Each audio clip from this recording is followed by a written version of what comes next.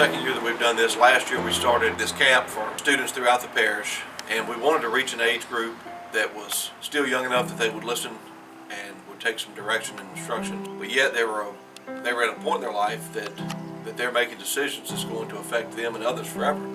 And so I chose the 9th graders, and it worked out well last year, and so I wanted to do it again this year.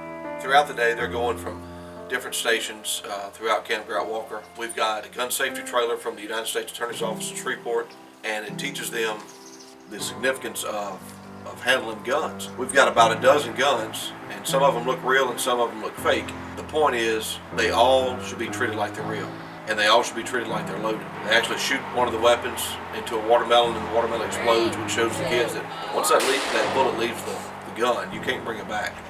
And the damage that it causes is serious and it's real.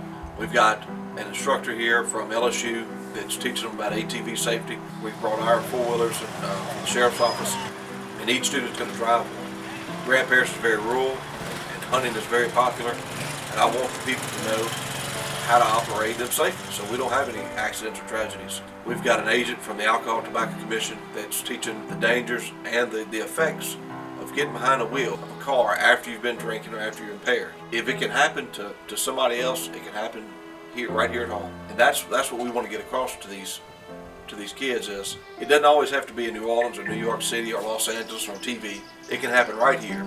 And we've got the opportunity to make good decisions. And as the sheriff, I have a responsibility, I believe, to be able to guide these kids in the right way and to give them the tools that they need to succeed in life. I think one of the best investments that we can make is to spend time and resources on the children, because they're literally going to be our tomorrow and our future. And I think that every minute and every dollar that we spend on them to try to help them and to guide them in the right direction is time and money well spent. I want it to be local people that these kids, well, they may live down the road from me, or I know that last name, or I remember when that happened. Well, their family members are going to be here today, and they're going to tell the students, this is what happened to my brother, this is what happened to my son, and it could have been prevented.